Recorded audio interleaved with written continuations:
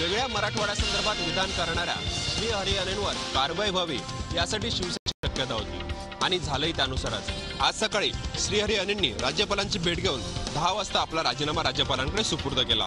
मुख्यमंत्री अथवा राज्यपालांनी आपला राजीनामा द्यायला सांगितलं नसून आपणच राजीनामा देत असल्याचं अणेंनी आपल्या राजीनामा पत्रात म्हटलं आहे। वेगळ्या विदर्भाबाबत आपली भूमिका आजही कायम असून सरकारची अडचण होऊ नये म्हणून आपण राजीनामा दिला असल्याचं अणेंनी आपल्या राजीनामा पत्रात स्पष्ट केलेलं आहे। दुसरीकडे अणेंचा राजीनामा घेऊन शिवसेनेने सध्या तरी आपला मित्रपक्ष भाजपवर कुरघोडी केली आहे असंच म्हणावं लागेल। ॲडव्होकेट जनरल श्रीहरी अणे हे स्वतःच्या भूमिकेवर ठाम आहे। मुख्यमंत्र्यांनी सांगितलं म्हणून राजीनामा नाही दिला, मी माझ्या मतांवर ठाम आहे म्हणूनच राजीनामा दिला असं सांगतायत। अणे यांच्या राजीनाम्यामुळे आज मोठा गदारोळ झाला। अणे यांच्या भूमिकेवर काँग्रेस, राष्ट्रवादी काँग्रेस, शिवसेना, मनसे या सगळ्यांनी पक्षांनी जोरदार टीका केली, पण तरी देखील अणे हे स्वतःच्या भूमिकेवर ठाम आहेत। त्यामुळे पुढच्या काळामध्ये वेगळा विदर्भ हा मुद्दा किती गाजणार आणि सरकार याबाबत किती गांभीर्याने पाहणार याकडे लक्ष लागलेलं आहे। स्वतंत्र विदर्भाची मागणी करणाऱ्या श्रीहरी अणेंच्या विधानांमागे RSS आणि भाजप असल्याचा संशय मनसे अध्यक्ष राज ठाकरे यांनी आज केलाय। राज्य तोडण्याचे काम अणे यांच्यापेक्षा RSS आणि भाजप करत असल्याचं राज ठाकरे म्हणाले। अणेंच्या विधानावरून निर्माण झालेल्या वादामध्ये राज ठाकरे यांनी उडी घेतली आहे। छोटी राज्य निर्मिती ही RSSची जुनी भूमिका आहे, भाजपचीही तीच भूमिका आहे। अणेंच्या विधानातून महाराष्ट्र विभाजनाची चाचपणी होत असल्याचा संशय ठाकरेंनी व्यक्त केला। मराठवाड्यातील लोकप्रतिनिधींनीही ही मागणी केली नसताना अणे असे कसे काय बोलू शकतात याबाबत राज ठाकरे यांनी आश्चर्य व्यक्त केलं। आपलं अपयश झाकण्यासाठी महाराष्ट्र विभाजनाचा सूर छेडला जातोय। विदर्भ मराठवाड्याचा अनुशेष भरून काढता येत नाही हे राज्यकर्त्यांचं अपयश असल्याचं राज ठाकरे म्हणाले। महाराष्ट्राच्या विभाजनाला आपला विरोध असून तशी भाषा करणाऱ्यांना अद्दल घडवली जाईल असं राज ठाकरे म्हणाले। महाधिवक्ता श्रीहरी अणे यांच्या विदर्भ आणि मराठवाडा वेगळा करण्याच्या वक्तव्यावरून आज महिला आयोगाच्या विजया रहाटकर यांनी सुद्धा मराठवाड्यावर अन्याय होत असल्याचं मान्य केलंय।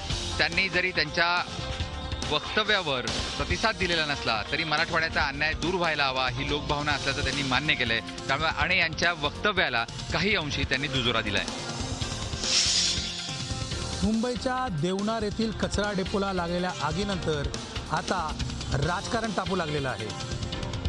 मुंबईच्या देवनार डेपोला लागलेली आग ही अजूनही विझली नसून त्या ठिकाणी अजूनही धुराचे साम्राज्य निर्माण झालेलं आहे।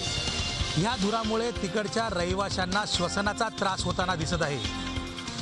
कचरा डेपो हा कायमचा बंद व्हावा या मागणीसाठी समाजवादी पक्षातर्फे आज रस्ता रोको आंदोलन करण्यात आलं। घाटकोपर मानखुर लिंक रोड हा त्यामुळे बाधित झाला। देवनार डम्पिंग ग्राउंडवरची आग विझत आली असली तरी विधान भवनात आणि मुंबई महापालिकेत मात्र या मुद्द्यावरून चांगलाच खडका उडाला। या आगीवरून विधान भवनात शिवसेना भाजपामध्ये संघर्षाची ठिणगी पडली। या आगीला जबाबदार असणाऱ्या महापालिकेतील सत्ताधाऱ्यांनी खुर्च्या खाली करण्याचे आवाहन भाजपाचे मुंबई अध्यक्ष आशिष शेलार यांनी शिवसेनेचे नाव न घेता केले, तर शिवसेनेला बदनाम करण्यासाठी आणि आपली राजकीय पोळी भाजण्यासाठी डम्पिंग ग्राउंडला जाणून बुजून कोण आग लावते असा सवाल रामदास कदम यांनी उपस्थित करत भाजपला लक्ष केले। विरोधकांचा देवनार प्रश्नी सभा तहकुबीचा प्रस्ताव शिवसेना आणि भाजपनं फेटाळून लावल्यानंतर विरोधकांनी सभात्याग करत स्थायी समिती सभागृहाबाहेर हे आंदोलन केलं। दुष्काळग्रस्त मराठवाड्याला दिलासा देण्यासाठी आता वैतरण्याचं पाणी जायकवाडीत आणण्याचा प्रस्ताव सादर करण्यात आलेला आहे। मराठवाड्यातील अधिकाऱ्यांनी आज राज्यपालांसमोर याबाबतचं सादरीकरण केलं। फक्त 25 कोटी रुपये खर्चून हे पाणी मराठवाड्यात आणण्यात येणार आहे आणि जायकवाडीद्वारे जवळपास मराठवाड्यातील 4 शहरांना आणि 500 गावांना याचा पाणी पुरवठा करण्यात येणार आहे। खरं जर असं झालं, हे सत्यात उतरलं तर दुष्काळग्रस्त भागासाठी हा एक मोठा दिलासा नक्कीच ठरू शकतो। धरणातील पाणी हे आटल्यामुळे नाशिक जिल्ह्यातलं गोदापात्र आता उजाड झालंय आणि त्यामुळेच या गोदापात्रातील अनेक दुर्मिळ वास्तू आता आपल्याला समोर येत आहेत। जवळजवळ 500 ते 700 वर्षापूर्वींचे हेमाडपंथी मंदिरं नाशिक जवळील चांदोरी या भागात आढळलेत। या गोदापात्रामध्ये मोठे मोठे घाट सुद्धा आढळून आलेत आणि काही जुन्या विहिरी सुद्धा आढळून आल्यात। त्यामुळे एक ऐतिहासिक रामकुंडाप्रमाणे ठेवा निफाड तालुक्यामध्ये आपल्याला मिळाला आहे। आता गरज आहे पुरातत्व विभागानं याचा अभ्यास करण्याची आणि याचं संवर्धन करण्याची। प्रशासकीय इमारतीत असलेलं जिल्हा माहिती कार्यालय त्यानंतर भूमी अभिलेख कार्यालय आणि रजिस्ट्री ऑफिस, दुय्यम निबंधक ऑफिस आणि इतर जी सगळी महत्त्वाची 8 ते 10 ही सगळी जे खाती आहेत ती गेली 8 दिवसापासून अंधारात होती आणि यामुळं अनेक लोकांचं मोठ्या प्रमाणात इथं नुकसान झालं आहे. पण या सरकारमध्ये असलेल्या या निगरगट्ट अधिकाऱ्यांच्या अशा वागण्यांमुळं याचा संपूर्णतः फटका जो आहे ते सर्वसामान्य नागरिकांना बसू लागला आहे. एकीकडं नरेंद्र मोदी डिजिटल इंडियाचं स्वप्न दाखवत असताना यामुळं अशा पद्धतीचे हे जर अधिकारी वागत असतील तर या सगळ्या वागण्याचा खरोखरच सर्वसामान्य माणसाला मोठा फटका बसू लागला आहे. राज्यातील वन विभागाचे अनेक माहिती केंद्र धूळ खात पडलं असल्याचं समोर आलं आहे. कोल्हापूर जिल्ह्यात सुद्धा हीच परिस्थिती आहे. कोल्हापूर जिल्ह्यातल्या चिखली इथल्या वन विभागाच्या माहिती केंद्र गेल्या 1.5 वर्षापासून बंद स्थितीत आहे. उद्घाटनही अजून झालेलं नाही. त्याचबरोबर लोकांना सुद्धा पाहण्यासाठी उपलब्ध करून दिलं जात नाही आहे. मग ही माहिती केंद्र उभारण्याचा अट्टहास का, असा प्रश्न या निमित्तानं समोर आला आहे. पिंपरी बुद्रुक येथील 5 एकर जमीन तहसीलदार ऋषाली पाटील यांनी जप्त केली आहे.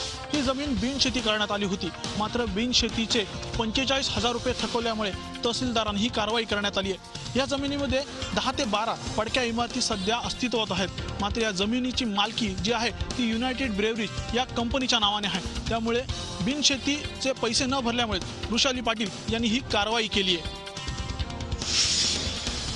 गेल्या काही वर्षात बदलापूर शहराने सांस्कृतिक शहर म्हणून आपली एक नवी ओळख निर्माण केली आहे. मात्र इथल्या नाट्यप्रेमींसाठी शहरात एकही हक्काचं सांस्कृतिक व्यासपीठ नाहीये.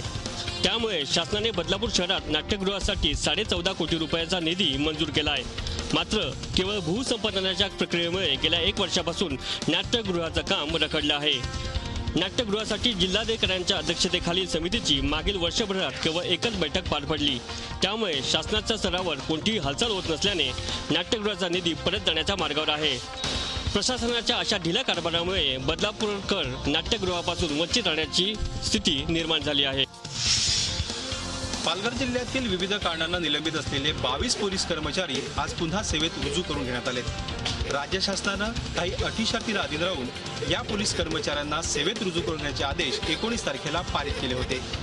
त्यानंतर पालघर जिल्ह्यातील 4 पोलीस उपनिरीक्षक, 10 पोलीस हवालदार, 5 पोलीस शिपाई आणि 3 पोलीस नाईक यांना पुन्हा सेवेत रुजू करून घेण्यात आले. या सर्वांची नियुक्ती पालघर पोलीस मुख्यालयात करण्यात आली आहे. त्यामुळे गेल्या वर्षभरापासून निलंबित असलेले हे पोलीस कर्मचारी आता आपलं कर्तव्य कसं बजावतात याकडे सर्वांचं लक्ष लागलंय.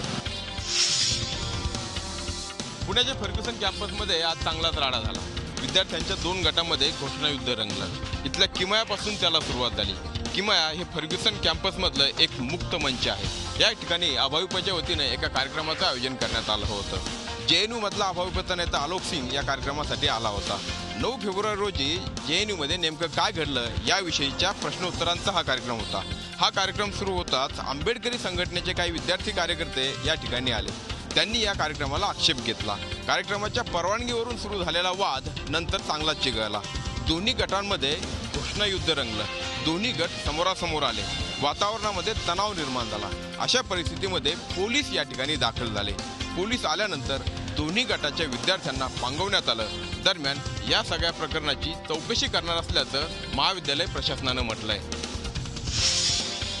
जम्मू काश्मीरमध्ये सरकार स्थापन करण्याबाबत माजी मुख्यमंत्री महबूबा मुफ्ती यांनी आज पंतप्रधान नरेंद्र मोदी यांची भेट घेतलेली आहे. संपूर्ण चर्चेमध्ये जम्मू काश्मीरमध्ये ताबडतोब सरकार स्थापन करणे गरजेचं आहे अशा प्रकारची विनंतीसुद्धा महबूबा मुफ्ती यांनी पंतप्रधानांनी केलेली आहे. 8 एप्रिलच्या अगोदर या ठिकाणी सरकार स्थापन करणं गरजेचं आहे. मात्र शनिवारी सुद्धा अमित शहा यांच्यासोबत बैठक झाली होती आणि त्यामधून कोणताही तोडगा निघाला नव्हता. महबूबा मुफ्ती यांनी आपल्या मागण्या काही पुढे केल्या होत्या. मात्र त्या मागण्या आता भाजप मागण्यास तयार नाही आहे आणि त्यामुळंच कुठेतरी संपूर्ण अडचण येत होती सरकार स्थापन करण्यामध्ये. औरंगाबादच्या प्राणी संग्रहालयातील बिबट्याच्या मृत्यू प्रकरणी अखेर प्राणी संग्रहालयाचे संचालक BM नाईकवाडे यांना निलंबित करण्यात आले. त्याचबरोबर त्यांच्यावर काही गंभीर आरोपसुद्धा करण्यात आले. हेमलकसावरनं ज्यावेळेस बिबट्याची जोडी आणली त्यावेळेस त्यांची प्रवासात हेळसांड झाली. त्याचबरोबर रेणू नावाची बिबट जेव्हा आजारी होती तिला औषधोपचार योग्य झाला नाही आणि त्याचमुळे तिची मुदतपूर्व प्रसूती झाली आणि तिच्या बछड्यांचा मृत्यू झाला असं सुद्धा या अहवालात नमूद करण्यात आलं आहे. या प्रकरणी आता वन विभागानं गुन्हा दाखल केला आहे आणि यात जर हे अधिकारी दोषी आढळल्यास यांना 3 वर्षाची शिक्षासुद्धा होऊ शकते असं वनाधिकारी सांगतायत. यवतमाळच्या दारव्हा येथे 2 तरुणांमध्ये झालेल्या वादाचे पर्यावसन 2 गटातील संघर्षामध्ये झाले। या संघर्षात दारव्याचे माजी नगराध्यक्ष तथा काँग्रेसचे गटनेते सय्यद फारूक यांच्यावर देखील प्राणघातक हल्ला झाला। त्यानंतर 2 गटामध्ये झालेल्या तुफान दगडफेकीमध्ये दारव्याचे ठाणेदार संजय डहाके यांच्यासह 4 जण गंभीररित्या जखमी झाले। संजय डहाके हे जमावाला पांगवण्यासाठी गेले होते, मात्र जमावाला नियंत्रित करताना त्यांच्यावर झालेल्या दगडफेकीत त्यांच्या पायाला गंभीर मार बसला आहे। त्यांच्यावर यवतमाळच्या जिल्हा रुग्णालयात उपचार सुरू आहेत। जमावाने उपविभागीय अधिकारी चेतन गिरासे यांच्या वाहनावरही दगडफेक केली, ज्यात वाहनाच्या काचा फुटल्या। दगडफेकीत काही खासगी वाहनांची देखील तोडफोड झाली आहे। या हल्ल्यातील जखमी सय्यद फारूक शेख यांच्यावर नागपूर येथे उपचार सुरू आहेत, तर अन्य 3 जणांवरही नागपूरला उपचार सुरू आहेत। सध्या दारव्यामध्ये तणावपूर्ण शांतता असली तरी संपूर्ण शहरभर पोलिसांचा चोख बंदोबस्त ठेवण्यात आला आहे। शिर्डी येथील हॉटेल साई विहारमध्ये एका प्रेमीयुगलाने आत्महत्या केल्याची घटना उघडकीस आली आहे। या प्रेमीयुगलातील मुलगा हा नाशिक जिल्ह्यातील असून मुलगी ही रायगडमधील आहे। या दोघांचीही ओळख फेसबुकच्या माध्यमातून झाली आणि नंतर त्याचे रूपांतर प्रेमात झाले। मात्र त्यांच्या या प्रेमाला त्यांच्याच कुटुंबियांनी विरोध केल्याने या दोघांनीही घरून पळ काढला आणि 2 दिवसांपूर्वी शिर्डीमध्ये येऊन दाखल झाले। आपल्या प्रेमाला, आपल्या प्रेमविवाहाला आपल्याच कुटुंबियांनी विरोध केल्याच्या नैराश्यातून त्यांनी विषारी औषध घेऊन हॉटेलमध्येच आपली जीवनयात्रा संपवली। आत्महत्या करण्यापूर्वी त्यांनी आपल्या नोटीमध्ये आमच्या आत्महत्येस कोणालाही जबाबदार धरू नये तपास आता पोलीस करत आहेत। भंडारा जिल्ह्यातील पवनी येथे एका अल्पवयीन मुलीवर सामूहिक बलात्काराची घटना उघडकीस आलेली आहे। तर या बलात्कारामध्ये सामील 5 आरोपींना पोलिसांनी अटक केली असून अद्यापही 1 आरोपी फरार असल्याचे सांगण्यात येत आहे। तर पीडित मुलीच्या मित्रानेच तिचा गैरफायदा घेत आपल्या 5 मित्रांना यामध्ये सामील केले व गेल्या 8 महिन्यात मुलींना वेगवेगळ्या ठिकाणी नेऊन तिच्यासमोर अतिप्रसंग घडवून आणले। मात्र पीडितीला हे असह्य झाल्यामुळे तिने हे सर्व हकीकत आपल्या आईला सांगितली व त्यावरून पोलीस स्टेशन पवनी येथे गुन्हा नोंद करण्यात आला। अकोला जिल्ह्यातील मूर्तिजापूर तालुक्यातील जामठी या गावाजवळ एका ट्रक आणि दुचाकीचा अपघात झाला आहे। या अपघातात एकाच कुटुंबातील 3 व्यक्तींचा मृत्यू झाला आहे। नागपूरच्या दिशेने भरधाव जात असलेल्या ट्रकने धडक दिल्याने हा अपघात झाला आहे। जाकीर कुटुंब माना येथील आपल्या नातेवाईकांची भेट घेऊन परत जात असताना हा अपघात झालाय। अपघातानंतर दुचाकीने पेट घेतला आणि पेट घेतल्यानंतर पती पत्नी आणि 2 वर्षीय चिमुकलीचा जागीच जळून मृत्यू झालाय। नागपूर सुरत महामार्गावरती साक्री जवळील घोळदे येथे सिलेंडरचा ट्रक पलटी झाला। हा ट्रक पलटी झाल्याबरोबर त्याने पेट घेतला आणि परिसरात हाहाकार माजला। ही आग इतकी भीषण होती की ट्रक जळून खाक झाला। प्रसंगावधान राखून दोघी बाजूंची वाहतूक ही बंद करण्यात आली आणि ती बराच काळ बंद ठेवण्यात आली। धुळ्याहून अग्निशामक दलाच्या मदतीने या ट्रकची आग विझवण्यात आली, मात्र तोपर्यंत आगीने जो तांडव माजवला तो अतिशय भयानक असा होता। सुदैवाने हे सिलेंडर गॅसने भरलेले नव्हते, रिकामे होते, त्यामुळे मोठा अनर्थ टळला आहे। राज्यातल्या दुष्काळाच्या पार्श्वभूमीवर सामाजिक भान राखत मुंबईतल्या अनेक हाऊसिंग सोसायट्या यंदा पाण्याविनाच होळी साजरी करणार आहेत।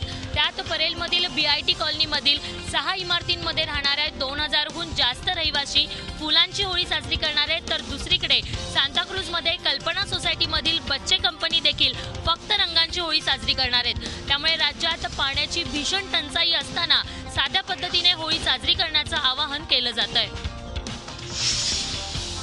धुलीवंदन, शिवजयंती आणि डॉक्टर बाबासाहेब आंबेडकर यांची जयंती ही शांततेत पार पडावी यासाठी धुळे पोलिसांनी कंबर कसली आहे। जिल्ह्यात 1-2 नव्हे तर तब्बल 950 जणांवरती प्रतिबंधात्मक कारवाई करण्यात आली आहे। या सण उत्सवांच्या काळात 100हून अधिक जणांना तळीपार करण्यात आलेला आहे। जिल्ह्यामध्ये या सण आणि उत्सवांदरम्यान कुठलाही अनुचित प्रकार घडू नये यासाठी प्रत्येक पोलीस स्टेशनमध्ये 3 व्हिडिओ शूटिंगचे कॅमेरे तैनात करण्यात आलेले आहेत। या कॅमेऱ्यांच्या नजरेतून अशांतता निर्माण करणाऱ्या लोकांवरती प्रतिबंध ठेवता येणार आहे। झी 24 तास रहा एक पाऊल पुढे।